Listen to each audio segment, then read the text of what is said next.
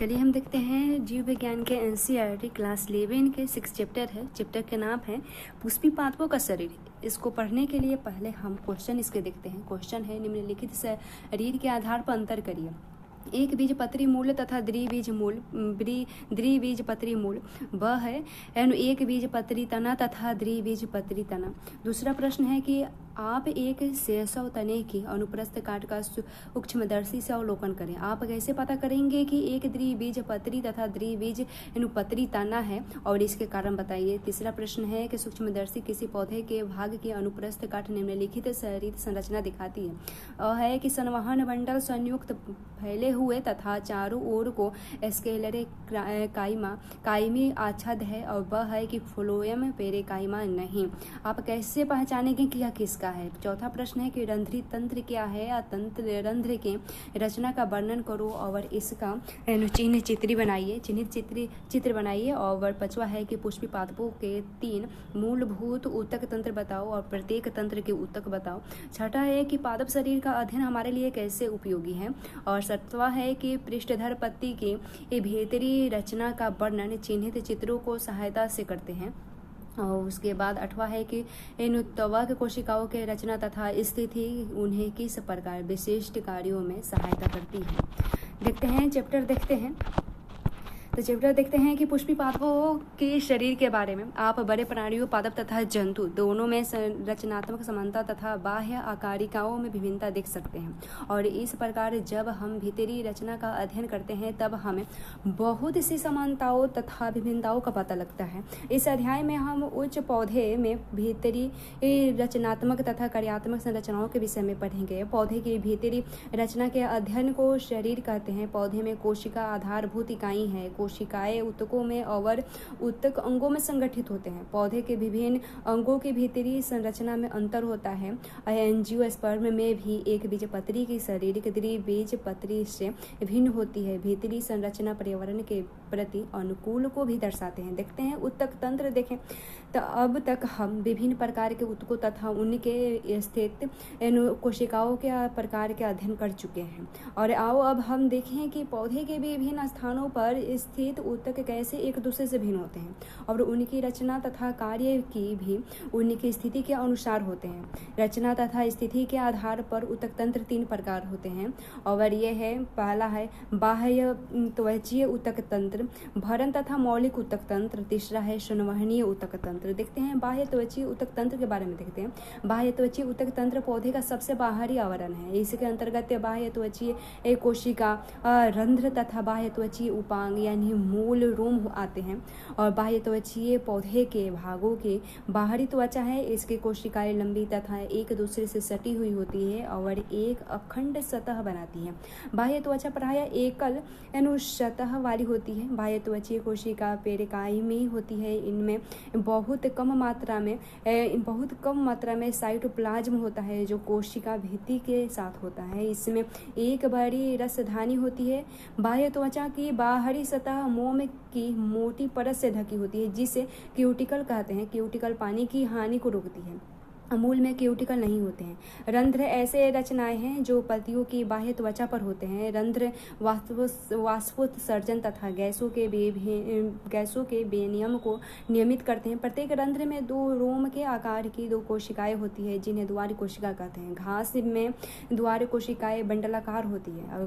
द्वार कोशिका की बाहरी भित्ति पतली तथा आंतरिक भित्ति मोटी होती है। द्वार कोशिकाओं में क्लोरोप्लास्ट होता है और यह रंध्र के खुलने तथा बंद होने के क्रम के नियमित करता है। कभी कभी कुछ बाह्य त्वचीय कोशिकाएं जो रंध्र के आसपास होती है उनकी आकृति माप तथा पदार्थों में विभिन्नताएं विशिष्टताएं आ जाती है और इन कोशिकाओं को सहायक कोशिकाएं कहते हैं। रंध्री छिद्र द्वार कोशिका तथा सहायक कोशिकाएं मिलकर रंध्री तंत्र का निर्माण करती है।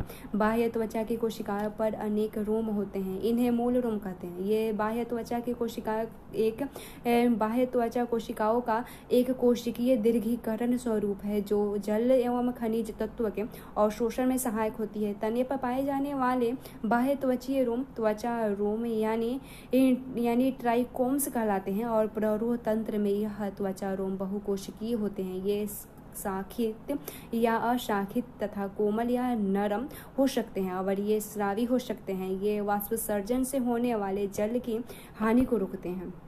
भरण ऊतक तंत्र देखें, बाह्य त्वचा तथा संवहन मंडल के अतिरिक्त सभी ऊतक भरण ऊतक बनाते हैं और इसमें सरल ऊतक जैसे पेरेकाइमा, कॉलेकाइमा तथा स्केलर काइमा होते हैं। प्राथमिक तने में पेरेकाइमी इन कोशिकाएं प्रायः बलकुट यानी कॉर्टेक्स, परिरंभ, पीठ तथा मजिकीरण में होते हैं और पतियों में भरण ऊतक पतली भीति वाले तथा क्लोरोप्लास्ट युक्त होते हैं और इसे पर्णमध्य ऊतक यानी मेजोफिल कहते हैं। उसके बाद संवहनी ऊतक तंत्र देखें। संवहनी ऊतक तंत्र में जटिल ऊतक जाइलम तथा फोलोयम होते हैं। जाइलम तथा फोलोयम दोनों मिलकर संवहन बंडल बनाते हैं। चित्र 6.2 में यहाँ दिया गया है। यह है द्विबीजपत्री में जाइलम तथा फ्लोयम के बीच कैम्बियम होता है। जैसे संवहनी बंडलों जिन्हें में कैम्बियम होता है और वे लगातार द्वितीयक जाइलम तथा फ्लोयम बनाते रहते हैं, उन्हें खुला संवहन बंडल कहते हैं। एक बीजपत्री पादपों में कैम्बियम नहीं होता है। चूंकि वे द्वितीयक ऊतक नहीं बनाते इसलिए उन्हें बंद संवहन बंडल कहते हैं। जब जाइलम तथा फ्लोयम कालांतर तरीके से भिन्न त्रिज्या पर होते हैं तब ऐसे बंडल को अरीय कहते हैं, जैसे मूल में होता है। और संयुक्त बंडल में जाइलम तथा फ्लोएम एक ही त्रिज्या पर स्थित होते हैं, जैसे तने तथा पत्तियों में होता है। और संयुक्त संवहन बंडल में प्रायः फ्लोएम जाइलम के बाहर की ओर स्थित होता है। उसके बाद द्विबीजपत्री तथा एक बीजपत्री पादपों का शरीर देखें। मूल, तने तथा पत्तियों में ऊतक की संरचना का भली भांति अध्ययन करने के लिए पौधे के इन भागों के परिपक्व अनुप्रस्थ कांट का अध्ययन करना चाहिए। द्विबीजपत्री मूल देखें तो चित्र 6.3 के हम देखें, ये है तो देखें तो इसमें सूर्यमुखी मूल के अनुप्रस्थ काट को दिखाया गया है और भीतरी ऊतकों के विन्यास को निम्नलिखित रूप में प्रस्तुत किया गया है। सबसे बाहरी भीति मूलीय त्वचा है और इसमें नलिकाकार सजीव घटक होते हैं। इसमें से कुछ कोशिकाएं बाहर की ओर निकली होती है तो जो कुछ एक कोशिकाएं मूल रूम बनाती है। बलकूट में पतली भीति वाले पेरेकाई में कोशिकाओं की कई परतें होती हैं और इसके बीच में अंतरा कोशिकीय स्थान होता है। बलकूट की सबसे भीतरी परत अंतरस्थ त्वचा होती है और इसके नलाकार की कोशिकाओं की एकल सतह होती है। इन कोशिकाओं में अंतरा कोशिकीय स्थान नहीं होता। अंतरस्थ त्वचा की कोशिकाओं की स्पर्श रेखीय तथा अरीय भीतियों पर कैसपेरी पट्टियों के रूप में जल अपारगम्य मोमी पदार्थ सुवेरीन होती है। अंतरस्थ त्वचा के भीतरी की ओर मोटी भीतरी पेरेकाइमी कोशिकाएं होती है जिसे परिरंभ कहते हैं। इन कोशिकाओं में द्वितीयक वृद्धि के दौरान संवहन कैम्बियम तथा पार्श्वीय मूल प्रेरित होते हैं और पीठ मोटी तथा अस्पष्ट होती है। पेरेकाइमी कोशिकाएं जो जाइलम तथा फ्लोएम बंडल के बीच में हैं उन्हें कंडक्टिव ऊतक कहते हैं जो 2 से 4 तक जाइलम तथा फ्लोएम के खंड होते हैं और इसके बाद जाइलम तथा फ्लोएम के बीच एक कैम्बियम छल्ला बनता है। अंतस्थ त्वचा के अंदर की ओर सारे ऊतक जैसे परिरंभ, संवहन ऊतक तथा पीठ मिलकर अनुरंभ यानी स्टेल बनाते हैं। उसके बाद एक बीजपत्री मूल देखें। एक बीजपत्री मूल का शरीर बहुत अधिक द्विबीजपत्री मूल के शरीर के समान होते हैं। इस चित्र में यहाँ ब में दिया गया है और इसमें बाह्य त्वचा बलकूट, अंतस्थ त्वचा, परिरंभ, संवहन बंडल तथा पीठ होते हैं। एक द्विबीजपत्री में इनकी संख्या प्रायः 6 से भी अधिक यानी बहु अधिदारुक होती है और जबकि द्विबीजपत्री में कुछ ही जाइलम बंडल होते हैं। पीठ बड़ी तथा बहुत विकसित होती है तथा एक बीजपत्री मूल में कैम्बियम नहीं होता, इसलिए इसमें द्वितीयक वृद्धि नहीं होते हैं। द्विबीजपत्री तना देखें। एक प्रारूप शैशव द्विबीजपत्री तने के अनुप्रस्थ काट में निम्नलिखित संरचनाएं होती है। बाह्य त्वचा तने की सबसे बाहरी रक्षी सतह है और यह क्यूटिकल पतली परत से ढकी होती है। इस पर कुछ बहुकोशिकीय एक परिपक्व एक अनुपंक्तिक त्वचा रोम तथा कुछ रंध्र होते हैं। बाह्य त्वचा तथा परिरंभ के बीच कोशिकाओं की बहुत सी सतह होती है जिसे बलकुट कहते हैं। इसके 3 क्षेत्र होते हैं, बाहरी अधस्थ त्वचा यानी हाइपोडर्मिस, और ये कोलेकाइमा कोशिकाओं की कुछ परतें होती हैं जो बाह्य त्वचा के निचले होती हैं। ये शैशव तने की यांत्रिक संरचना होती है, यांत्रिक सहारा होती है, और बलकुट सतह अधस्थ त्वचा के नीचे होती है। इसमें गोलाकार पतली भीति वाले पेरेकाइमा कोशिकाओं की कुछ परतें होती है, उसमें सुस्पष्ट अंतरा कोशिकाएं स्थान होती है।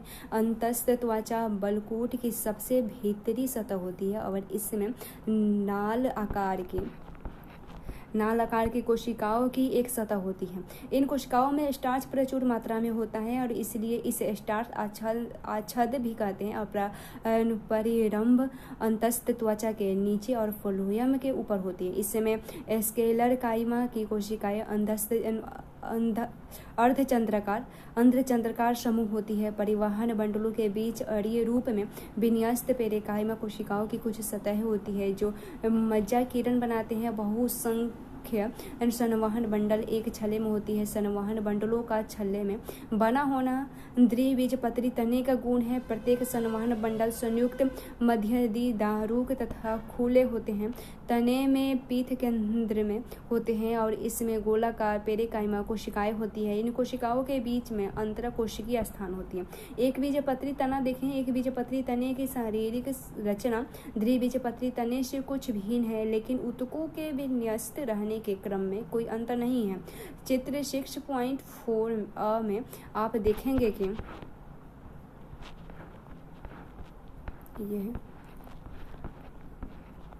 देखेंगे कि एक द्विबीजपत्री तने के त्वचा पर त्वचा रोम नहीं होते हैं। एक द्विबीजपत्री तने में अधस्थ त्वचा स्केलर काइमा कोशिकाओं की बनी होती है। बलकूट में कई सतहें होती है। इसमें बहुत से बिखरे हुए संवहन बंडल होते हैं। इसके संवहन बंडल के चारों ओर स्केलर काइमा बंडल आच्छाद होता है।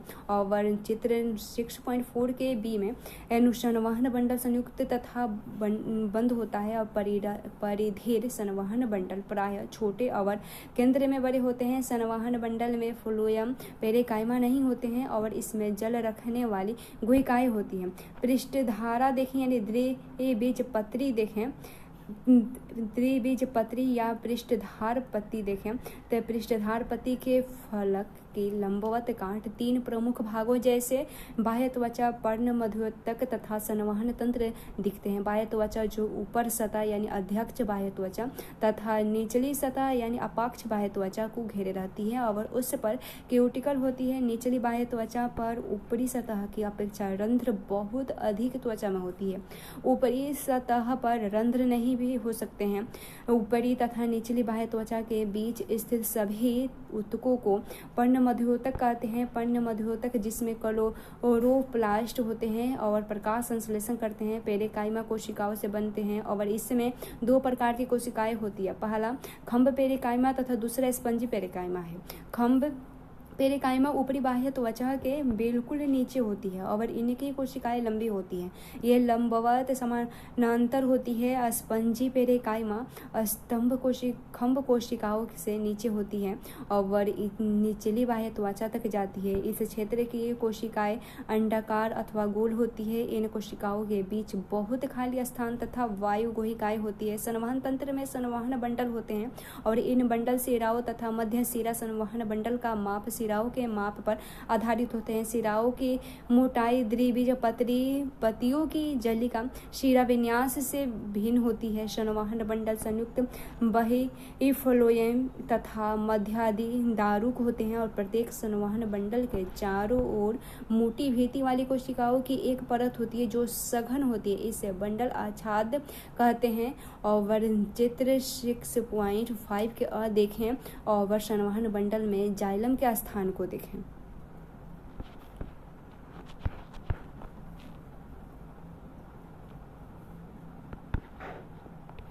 यह है जाइलम का स्थान। उसके बाद समृद्धि पार्श्व या एक बीज पत्ती देखें तो एक समृद्धि पार्श्व पत्ती का शरीर तथा पृष्ठाद आकार पत्ती का शरीर अधिकांश समान ही है, और लेकिन उसमें कुछ भिन्नता भी देखे जा सकते हैं। इसमें ऊपरी तथा निचली बाह्य त्वचा पर एक समान क्यूटिकल होती है और उसमें दोनों सतह पर रंध्रों की संख्या लगभग समान होती है, जैसे चित्र 6.5 के भी में है। और घास में ऊपरी बाह्य त्वचा कुछ कोशिकाएं लंबी, खाली तथा रंगीन होती हैं। इन कोशिकाओं को आर्धव त्वचा कोशिका कहते हैं। जब कोशिकाएं स्फीत होती है तब ये कोशिकाएं मूड़ी होती है, पत्तियों को खुलने में सहायता करती है। वाष्पोत्सर्जन की अधिक दर होने पर ये पत्तियां वाष्पोत्सर्जन की दर कम करने के लिए मूड़ी जाती है। और एक बीज पत्री की पत्तियों में सिरा विन्यास समानांतर होता है, और इसका पता तब लगता है जब हम पत्ती की लंबवत काट देखते हैं, जिसमें संवहन बंडल का माप भी एक ही समान होता है। सारांश देखिए, शारीरिक दृष्टि से पौधा विभिन्न प्रकार के ऊतकों से बना है। ऊतक मुख्यतः मेरिस्टेमेटिक यानी शरीर पार्श्विक तथा अंतर्वेशी तथा अस्थायी यानी सरल तथा जटिल में भिन्न होती है। ऊतक अनेकों कार्य करते हैं, जैसे सर्वांगीकरण, यांत्रिक सहारा, संचय तथा पानी, खनिज, लवण तथा प्रकाश संश्लेषण जैसे पदार्थों का संवहन करते हैं। और बाह्य त्वचा तंत्र में बाह्य त्वचीय कोशिकाएं, रंध्र तथा बाह्य त्वचीय उपांग होते हैं। ये 3 प्रकार के ऊतक तंत्र होते हैं, जैसे बाह्य त्वचीय, भरण तथा संवहन। भरण ऊतक तंत्र के 3 क्षेत्र होते हैं, बलकोट, परिरंभ तथा पीठ। संवहन ऊतक तंत्र में जाइलम तथा फ्लोएम होता है। जाइलम तथा फ्लोएम की स्थिति के अनुसार संवहन बंडल विभिन्न प्रकार के होते हैं। और संवहन बंडल संवहन रचना बनाते हैं और पानी, खनिज तथा खाद्य पदार्थों का स्थानांतर करते हैं। द्विबीजपत्री तथा एक बीजपत्री